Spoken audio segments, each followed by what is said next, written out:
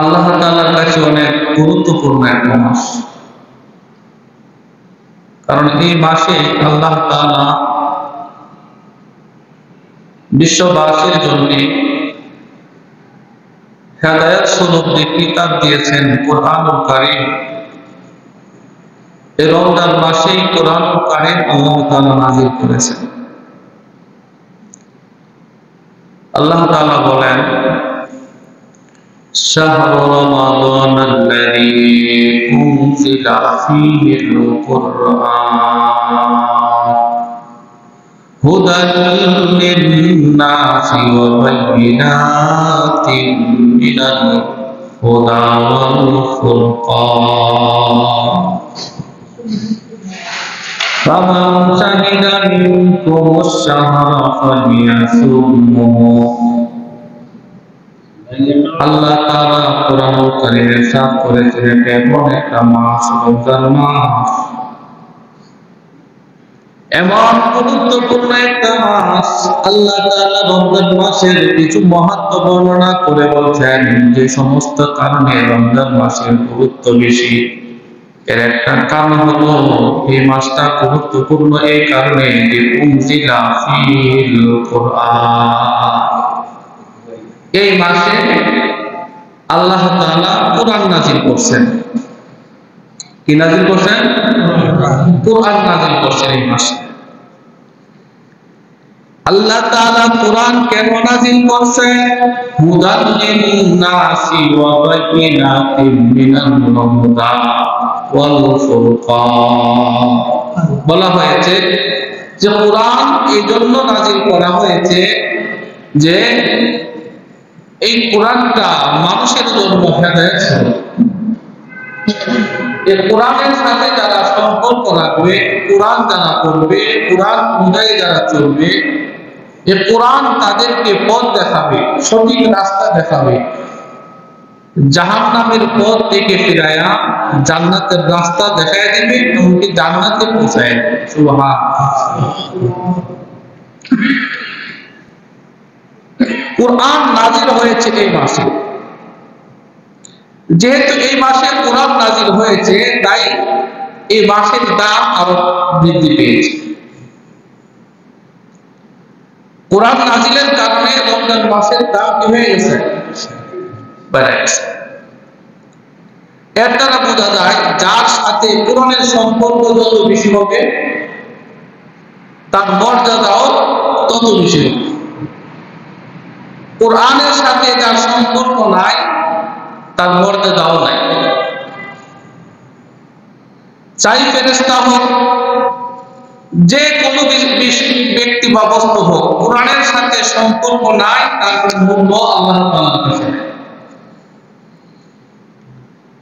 ফেরেশতাদের সঙ্গে সম্পর্ক হয়, ফেরেশতা জিবরাইল আমিন সমস্ত ফেরেশতাদের মধ্যে শ্রেষ্ঠ, এবং এই শ্রেষ্ঠত্বের মর্যাদা হযরত জিবরাইল আল্লাহ তাআলার কাছে এই অধিকার সে আদায় করেছে। কারণ ফেরেশতাদের থেকে হযরত জিবরাইল নবীর কাছে কোরআনটা নিয়ে আসেন। সুবহানাল্লাহ।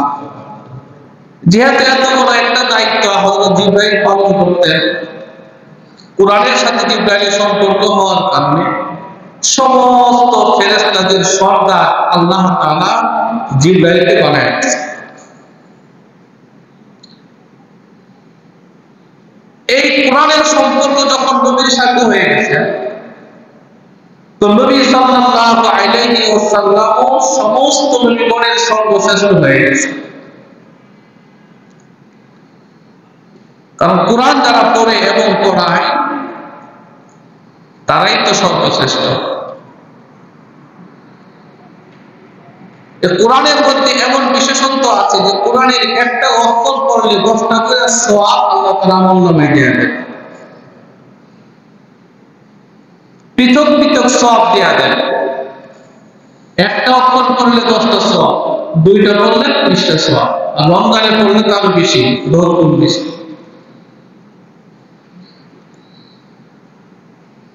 কোরআন অনুযায়ী যারা চলবে, কোরআন যারা পড়বে এবং কোরআন অনুযায়ী যারা চলবে, কিয়ামতের ময়দানে আল্লাহ তাআলা তাদেরকে সর্বোচ্চ আসনে অধিষ্ঠিত করবেন। ছেলে হোক, মেয়ে হোক, নারী পুরুষ সবাই যারা কোরআন পড়বে এবং কোরআন অনুযায়ী চলবে, আসলের ময়দানে সর্বোচ্চ আসনে আল্লাহ তাআলা তাদেরকে অধিষ্ঠিত করবেন।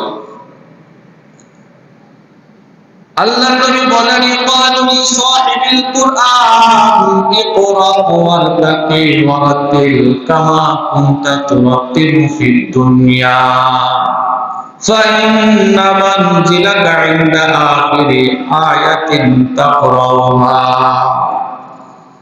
কিয়ামতের ময়দানে আল্লাহ তাআলা কোরআনের হাফেজকে বলবেন, যারা কোরআন তেলাওয়াত করছে, কোরআন পড়ছে, কোরআন মুখস্থ করেছে, সেই হাফেজকে আল্লাহ তাআলা বলবেন, তুমি পড়তে থাকো আর পড়তে থাকো, তুমি পড়ো আর উঠো, চড়ো। কোরআন পড়তে পড়তে তুমি যেখানে গিয়ে থাকবে ওইখানেই তোমার বাসস্থান হবে। সুবহানাল্লাহ। এই কোরআনটা হাসরের ময়দানে বান্দার জন্য শাফাআতকারী হবে। যারা কোরআন পড়ে, কোরআন তার পক্ষে কি করবে? শাফাআত করবে। আল কুরআন শাফিউন মুশাফফা, কোরআন শাফাআত করবে বান্দার জন্য এবং উত্তম সুপারিশকারী হবে কোরআন। তো যারা কোরআন পড়বে, কোরআন তাদের পক্ষে আল্লাহ তাআলার কাছে শাফাআত করে তাকে জান্নাতে নিয়ে যাবে। সুবহানাল্লাহ। এই জন্য এই কোরআন সকলকেই পড়তে হবে। হযরত আবু হুরায়রা রাদিয়াল্লাহু তাআলা আনহুকে নবীজি একদিন ডাক দিলেন, ইয়া আবু হুরায়রা, হে আবু হুরায়রা, তাআল্লামিল কুরআন ওয়া আল্লিমহুন নাস, তুমি নিজে কোরআন পড়ো, কোরআন শিখো এবং মানুষদেরকে কোরআন শেখাও। যে রমজানের কোরআন নাযিল হয়েছে, এই কোরআনটা তুমি নিজে শিখো এবং অপরকে এই কোরআন কি করো? শিখাও। ওয়ালা তাজালু কাযালিকা হাত্তা ইয়াতিকাল মাউত ফাইন্না আতাকাল মাউত ওয়া আনতা কাযালিকা জারাতিল মালায়েকা কামা ইউজারুল বাইতুল আতীক। নবীজি বলেন, কোরআন পড়তে পড়তে বা পড়াইতে পড়াইতে যদি তোমার মৃত্যু হয়ে যায়, কোরআন পড়তে পড়তে কিংবা পড়াইতে পড়াইতে যদি তোমার মৃত্যু হয়ে যায়, তবে আসমানের ফেরেশতারা তোমার কবর জিয়ারত করতে আসবে। সুবহানাল্লাহ। কেউ যদি কোরআন পড়তে পড়তে আর পড়াইতে পড়াইতে মারা যায়, আসমান থেকে ফেরেশতা আইসা ফেরেশতারা তার কবর কি করবে? জিয়ারত করবে। যেমন নাকি মানুষ পুরা বিশ্ব থেকে খানায় কাবা বাইতুল্লাহ জিয়ারত করার জন্য উপস্থিত হয়, ঠিক তেমনি যারা কোরআন পড়বে এবং অপরকে পড়াইবে, এমন অবস্থায় সে মারা যাবে, আল্লাহ রাসূল বলছেন যে আসমানের ফেরেশতারা জমিনে আয়েশা তার কবর জিয়ারত করবে। সুবহানাল্লাহ। কোরআন এই দুনিয়ার মধ্যে, আসমানের নিচে, জমিনের উপর, আসমান এবং জমিনে যা কিছু আছে সব কিছু থেকে আল্লাহ তাআলার কাছে কোরআন হলো সর্বশ্রেষ্ঠ। সুবহানাল্লাহ। হযরত ইমাম শাফিঈ রাহমাতুল্লাহি আলাইহি, শাফিঈ মাযহাবের যিনি ইমাম, মাযহাব আছে না? কয়টা মাযহাব? চারটা মাযহাব, হানাফি, শাফিঈ, মালিকি, হাম্বলি। আমরা কোনটা? হ্যাঁ না বলে গেছেন যা? হানাফি মাযহাব অনুসরণ করি আমরা, ঠিক না? তো শাফিঈ মাযহাবের একজন ইমাম, ইমাম শাফিঈ রাহমাতুল্লাহি আলাইহি, যিনি শাফিঈ মাযহাবের কি ইমাম, উনি আমাদের ইমাম আবু হানিফা রাহমাতুল্লাহি আলাইহির যে ছাত্র আছে, এই ছাত্রের ছাত্র হলো ইমাম শাফিঈ রাহমাতুল্লাহি আলাইহি, ছাত্রের ছাত্র হলো ইমাম শাফিঈ রাহমাতুল্লাহি আলাইহি। তো উনি ওনার জমানার একটা ঘটনা, এক লোক দীর্ঘদিন পরে স্বামী স্ত্রী তাদের কোনো সন্তান আছে না, অনেক বিবাহের অনেক বছর পরে আল্লাহ তাআলা ওনাদেরকে একটা মেয়ে সন্তান দিয়েছে। এই লোক অনেক খুশি হয়েছে মেয়ে সন্তান পায়। অনেক সময় বেশি খুশি হইলে, বেশি আনন্দিত হইলে মুখ দিয়ে অনেক বড় ধরনের কথা বের হয়ে যায়, এই করুন সেই করুন, হয় না? উনিও একটি মেয়ে সন্তান আল্লাহ তাআলা তাকে দিয়েছেন। এই মেয়ে সন্তান পাইয়া উনি এত খুশি হয়েছে, আনন্দের আতিশয্যে এই লোক বলে ফেলছে যে আল্লাহ তাআলা আমাকে মেয়ে সন্তান দিয়েছে, আমি এমন খুশি হয়েছি, আমার মেয়েকে যার কাছে বিয়ে দিব দুনিয়ার সর্বশ্রেষ্ঠ জিনিসটা তাকে আমি উপহার দেব। সুবহানাল্লাহ। উনি এই কথা বলে ফেলছে, দুনিয়ার সর্বশ্রেষ্ঠ বস্তুটা সে তাকে কি দিবে? উপহার দিবে। সে মান্যত করে ফেলছে। এখন মান্যত করলে কিন্তু যে জিনিসের মান্যত করে ওয়াজিব হয়ে যায়, করতেই বইয়া। এই মেয়েটা যখন বড় হয়েছে, বিবাহের বয়সে উপনীত হয়েছে, এ লোকের তো এখন মাথা হলো, আমি তো মান্যত করছিলাম আমার মেয়েকে বিয়ে দিলে এই বিয়ের মধ্যে আমি উপহার স্বরূপ দুনিয়ার সর্বশ্রেষ্ঠ বস্তু আমি উপহার দিব। এখন এই জিনিসটা আমি বুঝতে পারতেছি না, আমার তো কিছু নাই, দিব কি বেচারা তো পেরেশান হয়ে গেছে। মানুষের কাছে যায় আর বলে তুই নিজেই খাইতে পারছ না, তুই বিয়াতে তোমার উপহার কেমনি দিলে? সর্বশ্রেষ্ঠ বস্তু দেখিস, চারটাখানি কথা, সবচেয়ে উত্তম জিনিস। পেরেশান অবস্থায় হযরত ইমাম শাফিঈ রাহমাতুল্লাহ আলাইহির সাথে দেখা, জিজ্ঞাসা করলেন কি ব্যাপার, আপনার মনটা এত খারাপ কেন? বলল তো টেনশনে আছে। কি টেনশন? আমি তো খুশিতে ওর মান্যত করে ফেলছিলাম যে আমার মেয়েকে বিয়ে দিলে দুনিয়ার সর্বশ্রেষ্ঠ যে জিনিস আছে এই জিনিসটাই আমি উপহার হিসেবে দিয়ে দিব, কিন্তু আমার তো এখন সেই সামর্থ্য নেই, কি দিব? দুনিয়াতে সর্বোত্তম সর্বশ্রেষ্ঠ বস্তু এটা কি হইতে পারে? ইমাম শাফিঈ রাহমাতুল্লাহ আলাইহি এই লোককে সান্ত্বনা দিয়ে বললেন, আপনি চিন্তিত হবেন না, পেরেশান হবেন না, আল্লাহ তাআলা আপনাকে সেই ব্যবস্থা করে দিবেন। কারণ আমি হাদিসে পাকে পড়েছি, আল্লাহর নবী বলেছেন আল কুরআনু আহাব্বু ইলাল্লাহ মিনাস সামাওয়াতি ওয়াল আরদি ওয়া মা ফীহিন্না। নবী পাক হাদিসে বলেছেন যে কুরআনুল কারীম আল্লাহ তাআলার নিকট 7 আসমান আর 7 জমিন, শুধু 7 আসমান আর 7 জমিন নয়, 7 আসমান আর 7 জমিনের মধ্যে যা কিছু আছে সবচেয়ে প্রিয় এবং পছন্দনীয় বস্তু হলো কুরআনুল কারীম। সুবহানাল্লাহ। আপনার মান্যত করা হয়ে যাবে, আপনি আপনার মেয়েটাকে কোরআন শিখান, কি শিখান? কোরআন শিখান। বিবাহের সময় তাকে একটা কোরআনের পুস্তক দিয়ে দেন, তাকে কোরআনটাকে শিখাইলেন, দুনিয়ার সর্বশ্রেষ্ঠ বস্তুটা তাকে কি করলেন? দান করলেন। বিয়ের সময় একটা কোরআন তাকে দিয়ে দেন, সর্বশ্রেষ্ঠ বস্তুটাই তাকে দান করা। সুবহানাল্লাহ। এই জন্য এই কোরআনটা আল্লাহ তাআলার কাছে খুব দামি একটা বস্তু। কোরআনের সাথে যার সম্পর্ক হবে আল্লাহ তাআলা তাকে সম্মানিত করবেন। এই কোরআন নাযিল হয়েছে রমজান মুবারক। রমজান মাস গুরুত্বপূর্ণ মাস। এই মাসে একজন বান্দা আল্লাহ তাআলার কাছে খুব প্রিয় হতে পারে।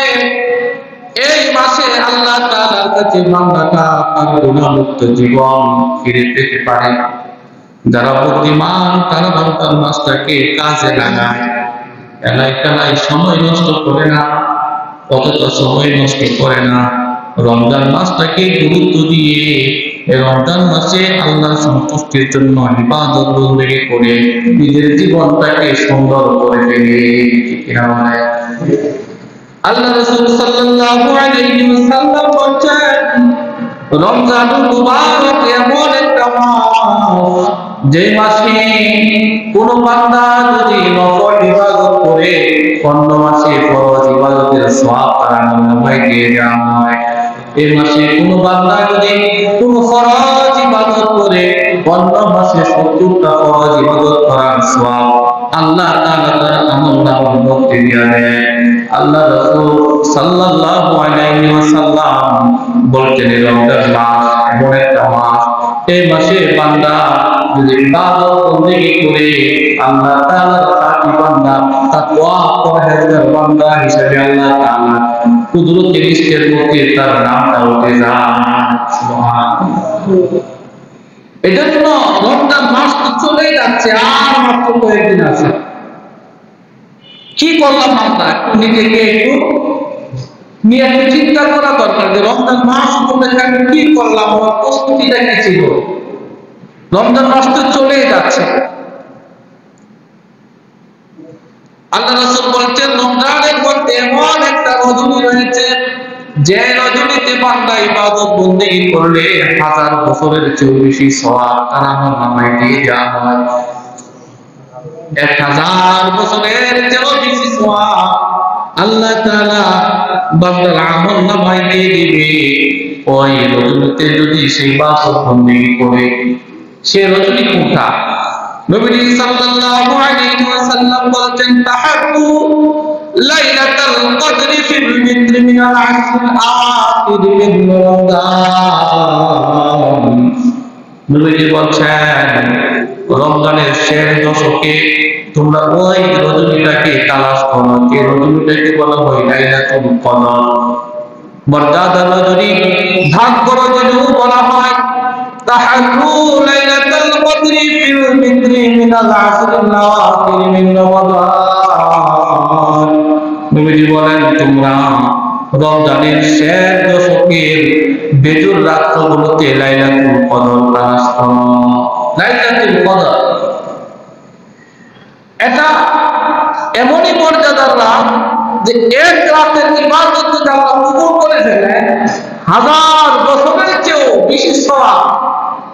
একটা লোক 1000 বছর বাচ্চা ইবাদত করলে যে সওয়াবটা পাবে, আরো বেশি যদি বাঁচলে সওয়াবটা পায়।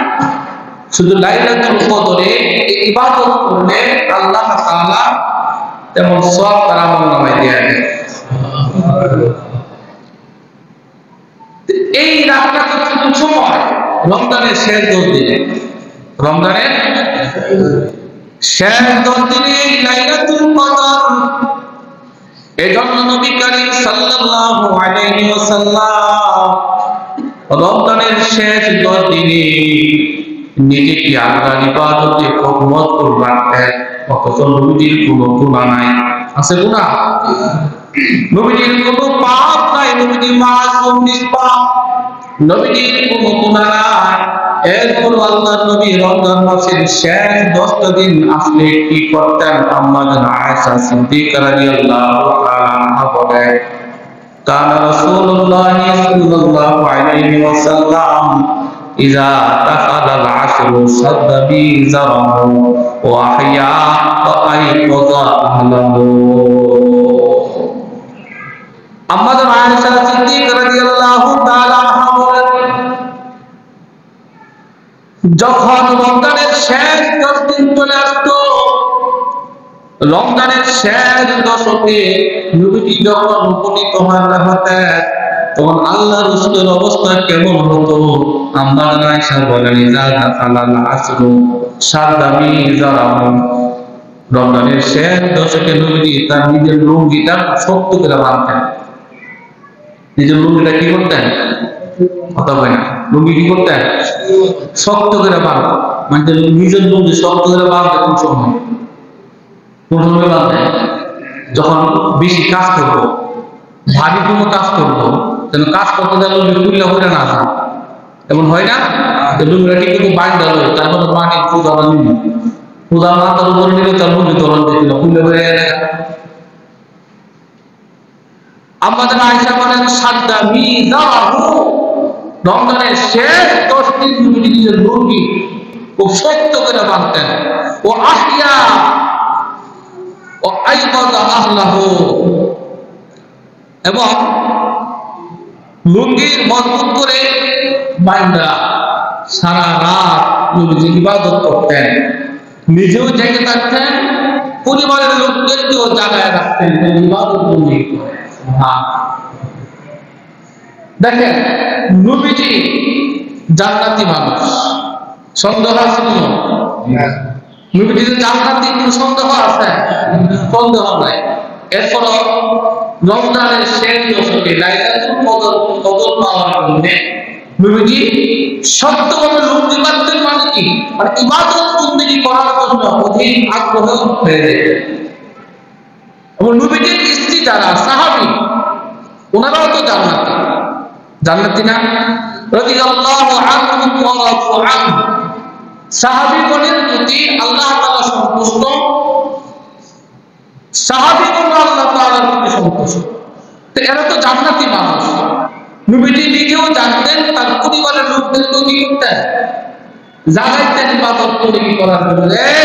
আজকে লাইলাতুল কদর, দাঁড়াও ইবাদত করে, আজকে আর ঘুমানো যাবে না। জান্নাতি মানুষগুলো আল্লাহর ইবাদতের জন্য এত পরিমাণ ইবাদত করছে, আর আমাদের তো কোনো অস্তিত্বই নাই। আমরা জান্নাতে যাবো কল্পনা করা যায়? আমাদের যে আমলের যে আমাদের যে বুদ্ধি, আমাদের যে আমল আখলাক, আমরা জান্নাতে যাবো আশা করি কেমন? একটা রমজান মাস আসছে, যে রমজান মাসে আল্লাহ তাআলা বান্দাকে সুযোগ করে দিয়েছে যে এই মাসটা তোমার সুযোগ, নিজেকে শুধরায় নেয়। কয়জন আছে যে এই মাসটাকে গুরুত্ব দিয়ে নিজেকে শুধরাইছে? কতজন আছে যে এই মাসে অন্যান্য মাসের ইবাদতের চেয়ে এই মাসের ইবাদত বেশি করছে? কয়জন আছে? হিসাব করে দেখেন তো। নারী পুরুষ উভয়ের ক্ষেত্রে আপনি দেখেন তো, ঘরে বাইরে। অন্যান্য মাসের আমল আর রমজান মাসের আমলের মধ্যে পার্থক্যটা কি আছে? পার্থক্য তো তেমন দেখা যায় না। আর এখন তো রমজানের শেষ 10 দিন আরো গুরুত্বপূর্ণ।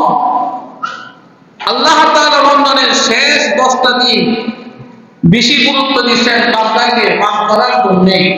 কিন্তু আমাদের অবস্থা এমন হয়ে গেছে, রমজানের শেষ 10টা দিন আমরা রিজার্ভ রাইখা দিচ্ছি মার্কেট করার জন্য। কথা ঠিক না? হ্যাঁ, এগুলো নিয়ে ঘরে ঘরে ঝগড়া আছে। রমজানের শেষ হয়ে গেছে, ঈদের মার্কেটিং করতে পারলাম না, এখনো নতুন জামা কিনতে পারলাম না, এখনো ভালো একটা পোশাক আইলো না, শ্বশুর বাড়ির থেকে ভালো একটা পোশাক পাঠাইলো না, শ্বশুর বাড়িতে পাঠাইতে পারলাম না, সারা শাড়িকে দিতে পারলাম না। কত ধরনের চিন্তা, দুনিয়াবী চিন্তায় মগ্ন হয়ে গেছে। অথচ শেষ 10টা দিন আল্লাহ তাআলা শেষ রজনীতে এমন একটা রজনী রাখছেন, যে রজনীতে ইবাদত করলে 1000 বছরের চেয়েও বেশি সওয়াব আল্লাহ তাআলা আমলনামায় দেয়া দেয়। এই চিন্তাটা কয়জনে করছি আমরা? কয়জনে করি? করছি? চিন্তা করছি? করি না। রাসূলুল্লাহ সাল্লাল্লাহু আলাইহি ওয়াসাল্লাম সাহাবীগণকে বললেন, সাহাবীরা, রমজানের শেষ দশকে আল্লাহ তাআলা এমন রজনী রাখছেন, যে রজনীতে ইবাদত করলে 1000 বছরের চেয়েও বেশি সওয়াব আল্লাহ তাআলা তার আমলনামায় দেয়া দেয়। সে রজনীগুলো পাওয়ার জন্য আল্লাহ রাসূল কি করতেন? রমজানের প্রথম 10 দিন মসজিদে ইতিকাফ থাকতেন। রমজানের কোন দিন? কোন 10 দিন? আর প্রথম 10 দিন আগে বুঝান। শুধু এই রাতটা পাওয়ার জন্য, শুধু ওই লাইলাতুল কদর পাওয়ার জন্য রমজানের প্রথম 10 দিন মসজিদে ইতিকাফ করছে সাহাবাদেরকে নিয়ে। 10 দিন অতিক্রম হয়ে গেছে, নবীজিকে জানিয়ে দেওয়া হলো, হযরত জিবরাইল এসে জানিয়ে দিলেন যে রমজানের প্রথম 10 দিনে লাইলাতুল কদর নাই। নবীজি আবার লাইলাতুল কদর পাওয়ার আশায় পরবর্তী 10 দিন নবীজি আবার ইতিকাফ করলেন। মাঝের 10 দিন আবারও জানিয়ে দেওয়া হলো যে এই 10 দিনও লাইলাতুল কদর নাই। নবী সাল্লাল্লাহু আলাইহি ওয়াসাল্লাম আবার সাহাবীদেরকে বললেন, সাহাবীরা আমাকে জানিয়ে দেওয়া হয়েছে প্রথম 2 দশকে লাইলাতুল কদর নাই, কাজে আমি শেষ দশক ইতিকাফে বসবো, তোমরা ইচ্ছা হলে থাকতে পারো। আল্লাহ রাসূল শেষ 10 দিনে ইতিকাফ করলেন, সাহাবীগুলো তার সাথে শেষ 10 দিনে ইতিকাফ করছেন। সুবহানাল্লাহ। পুরো 1 মাস এবছর ইতিকাফে বসছে। এখন তো শিক্ষা হয়ে গেছে যে লাইলাতুল কদরটা আছে শেষ 10 দিনে, শেষ 10 দিনে। তো এই লাইলাতুল কদর পাওয়ার সহজ উপায় হলো ইতিকাফ বসা। তা ইতিকাফে একটা লোক থাকলে তার অবস্থা এমন হয়ে যায়, সে ইতিকাফ থাকাকালীন কোনো কিছু সে করলো না, নামাজও পড়লো না, কোরআনও পড়লো না, খালি মসজিদে আল্লাহর সন্তুষ্টির জন্য অবস্থান করতেছে, এরপরও তার ভাগ্যে আল্লাহ লাইলাতুল কদর দিয়ে দিবেন। সুবহানাল্লাহ। ইতিকাফ না থাকলে, বাড়িতে থাকলে যে সওয়াবের কাজগুলো সে করতে পারতো, কিন্তু ইতিকাফ করার কারণে ওই কাজগুলো করতে পারতেছে না, ওই সওয়াবটাও আল্লাহ তার আমলনামায় দিয়ে দিবেন। ইতিকাফ না থাকলে, বাইরে থাকলে কারো জানাজায় যাইতে পারত, অসুস্থ মানুষকে দেখতে যাইতে পারত, বা কোনো মানুষকে উপকার করতে যাইতে পারত। ইতিকাফে থাকার কারণে যেতে পারছে না, কিন্তু তার মনে খুব ইচ্ছা ছিল জানাজাতে যাওয়া, মনে খুব ইচ্ছা ছিল ওই অসুস্থ মানুষকে দেখা, মনে খুব ইচ্ছা ছিল মানুষের উপকার করা। আল্লাহ তাআলা তাকে ইতিকাফ থাকাকালীন ওইগুলো না করেও তার আমলনামায় জানাজার নামাজে অংশগ্রহণের সওয়াব, অসুস্থ মানুষকে দেখলে যে সওয়াব, একজনকে উপকার করলে যে সওয়াব, এর আমলনামা আল্লাহ এগুলো দিয়ে দিবেন। সুবহানাল্লাহ। রাসূলুল্লাহ সাল্লাল্লাহু আলাইহি ওয়াসাল্লাম রমজান মাস শুরু হয়ে গেছে, শেষ 10 দিন মসজিদে ইতিকাফ থাকবেন। এই ইতিকাফ নারী পুরুষ উভয়ের জন্যই সুন্নাত। কথা বুঝতেছেন? আমরা তো মনে করি শুধু পুরুষ মানুষের ইতিকাফ করছে, মহিলাদের কোনো ইতিকাফ নাই, কিন্তু মহিলাদেরও ইতিকাফ আছে, আছে না নাই? ওটা জানতেন নি ইতিকাফ যে মহিলাদের আছে। পুরুষ মানুষের কিন্তু ঘরে নামাজ পড়া জায়গা নাই, তো মহিলা করে ইতিকাফে বসবে, বড় জায়গা নাই দিতেই তো আমরা লাইলাতুল কদর খুতবার লাগে বসে যায় আর সারা রাত থাকে। আমাদের ঘরে এখন ওই অবস্থানটা আমরা করতে পারি না, যেখানে বসে একটু নিবৃত্তি ইবাদত করতে পারবো, করতে পারছি? পারছি না, কিন্তু ভালো করে টেলিভিশন আর জায়গাটা খুবই লাগছে, হাজার হাজার টাকা খরচ করে টেলিভিশন রাখার জায়গাটা রাখছি আমরা, কিন্তু মসজিদে ঘরের মধ্যে একটা রুম রাখতে পারি না, যে রুমটাতে আমি একাকী বসে ইবাদত করতে পারবো, নফল ইবাদত, বা আমাদের স্ত্রী সন্তান ইবাদত করতে পারবে, ওইটা আমরা করতে পারি না। তো ইতিকাফ পুরুষ এবং মহিলা উভয়ের উপরেই সুন্নাত। ইতিকাফ 3 ধরনের। কয় ধরনের?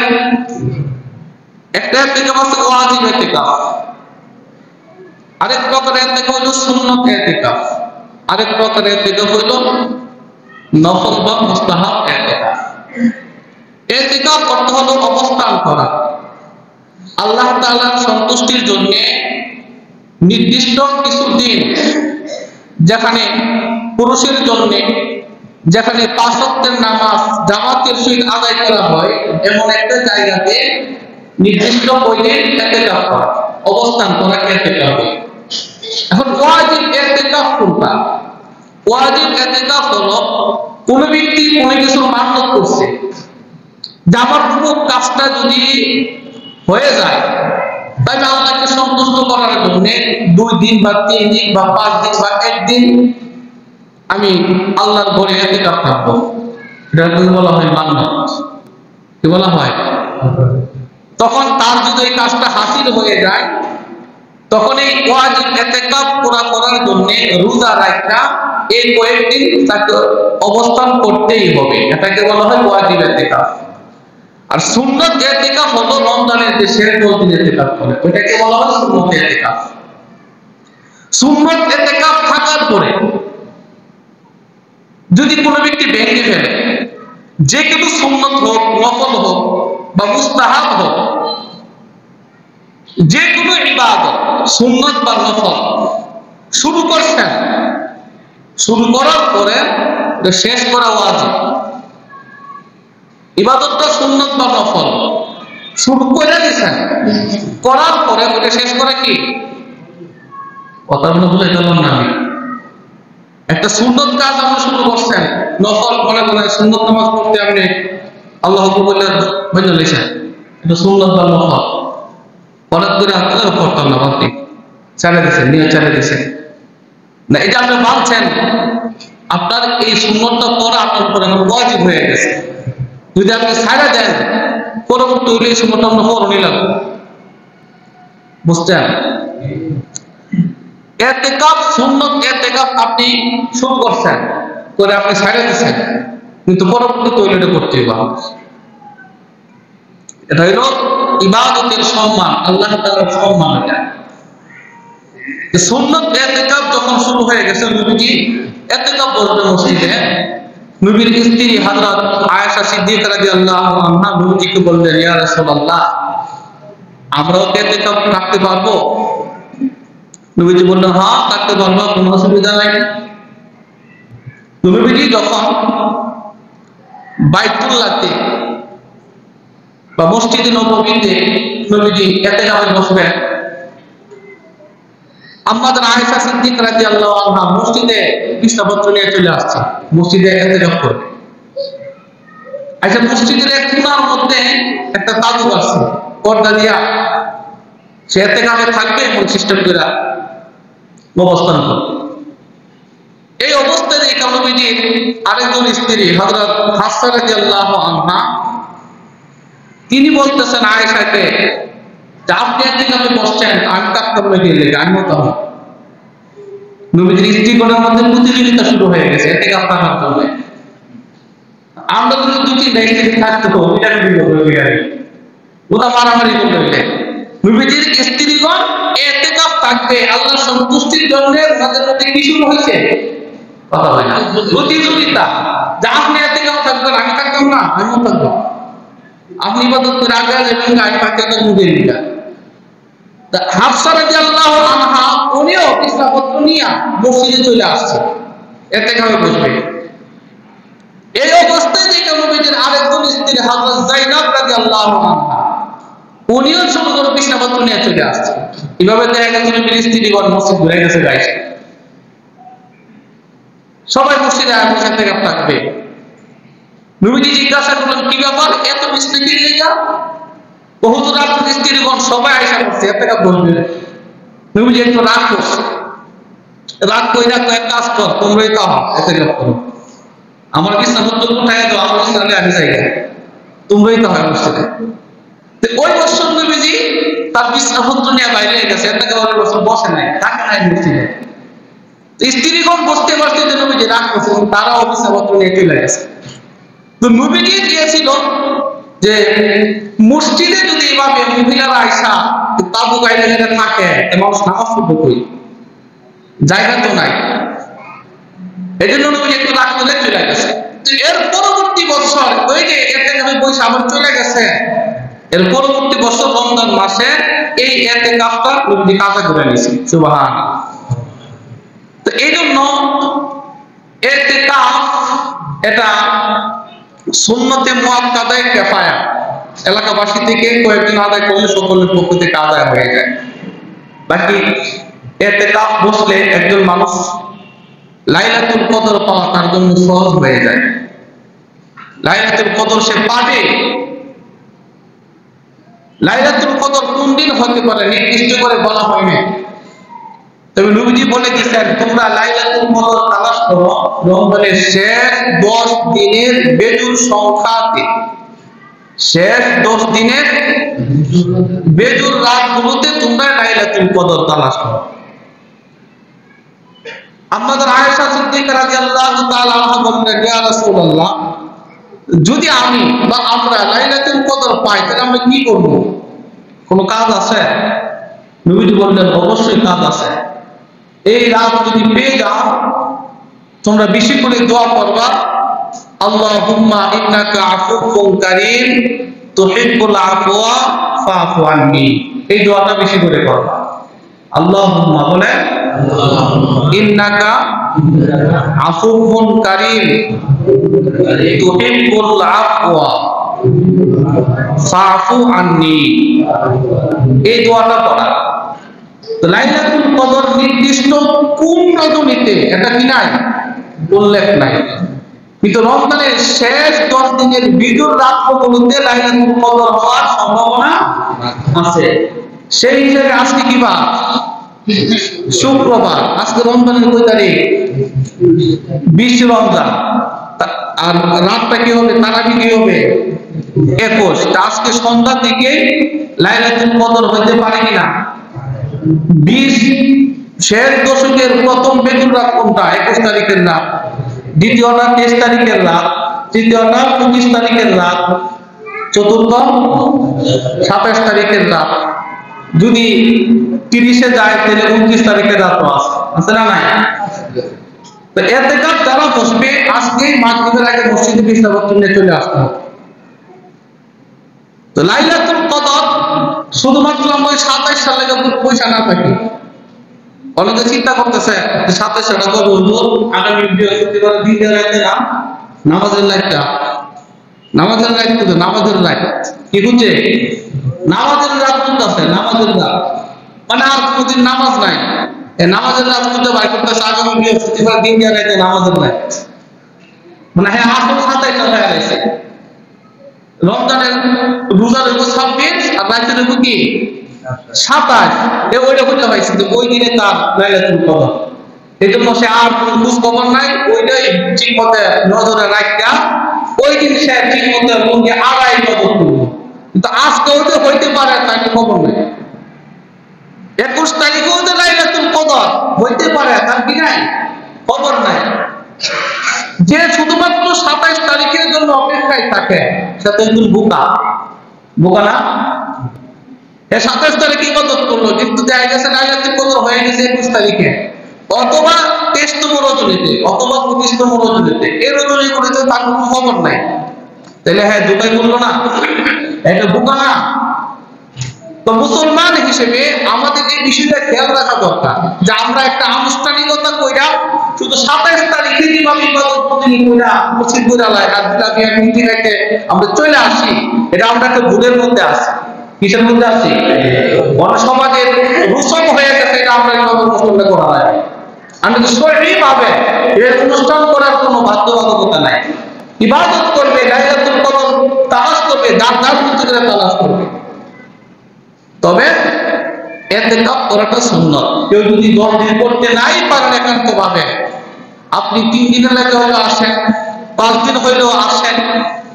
এটাও যদি না পারেন নিজেকে একটু শুধরান যে অন্তত লাইলাতুল কদর যে সমস্ত রাত্রে হওয়ার সম্ভাবনা আছে 21, 23, 25, 27 এই রাত্রগুলোতেও আপনি মসজিদে আইসা ইবাদত কইরা একটু রাতটা জাগেন। কি বলেন? এটা অসম্ভব নয় কিছু। শুধু একদিনের আশায় পয়সা না তাইকা, শুধু 26 তারিখ দিন গিয়া রাত 27 আশায় পয়সা না তাইকা আপনি 20 রমজান দিন গিয়া রাত 21তম রজনীতে আপনি ইবাদত কেন করেন না? 23তম রজনীতে আপনি কেন করেন না? 25তম রজনীতে আপনি কেন করেন না? এগুলোতে আপনার কি সমস্যা? এগুলো তো লাইলাতুল কদর হওয়ার সম্ভাবনা আছে।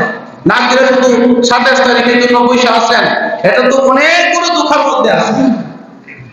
আমার তো মনে হয় শয়তানের ধোঁকা, এটা শয়তানে বলে দিচ্ছে ওইটাই তো, যেন আপনি লাইলাতুল কদর না পান। লাইলাতুল কদর পাওয়ার জন্য নিজেকেও আগ্রহী হতে হবে, পরিবারের লোকদেরকে আগ্রহী করাইতে হবে, মহিলাদেরকেও বলতে হবে, আমাদের মা বোনদেরকেও এই বিষয়ে আগ্রহী থাকতে হবে। রমজানের শেষ 10 দিন অন্তত এই 10টা দিন আল্লাহর জন্য নিজেকে সইপা দেন। মহিলারা যদি ইচ্ছা করে ইতিকাফ বসতে বাড়িতে, বাসা বাড়িতে যে কোনো একটা সাইডে বা একটা রুমে সারাক্ষণ অবস্থান করে ইতিকাফ করতে পারবে। তবে স্বামীর অনুমতি লাগবে। স্বামীর কি লাগবে? অনুমতি লাগবে। স্বামী যদি দিনদার হচ্ছে অনুমতি দিবে, দিয়া তাকিয়েছে মানে ইতিকাফ বসতে পারে মানে একটা পরিবেশই করে দিবে।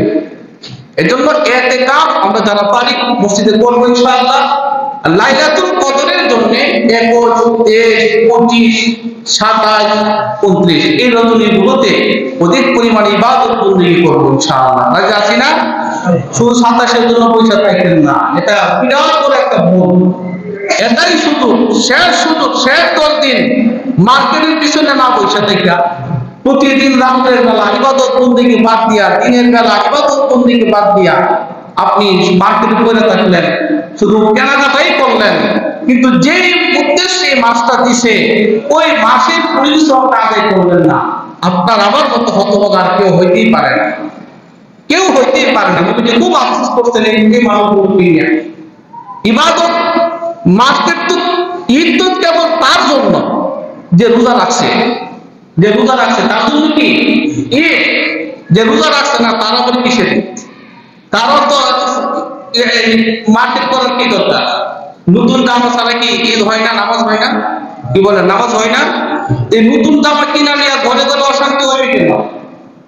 কেন স্বামী স্ত্রীর মধ্যে ঝগড়া হবে? কেন শ্বশুর বাড়িতে নতুন জিনিস দেওয়া না নেওয়া নিয়ে ঝগড়া হবে? এই অপসংস্কৃতি আমাদের ঘরে ঢুকছে। ইসলামকে আমরা ভাই করে গেছি, ইসলামের কৃষ্টি কালচার নিয়ম কানুন যখন থেকে ঘর থেকে বাইর করছি, অপসংস্কৃতি শয়তানের চালাগুলো আমাদের ঘরে ঢুকছে, এই সংসার অশান্তি সৃষ্টি হয়েছে। কথা ঠিক কিনা বলে? এই জন্য আল্লাহ তাআলার হুকুম যদি আমরা মানি এই সমস্যাগুলো আর হতো না।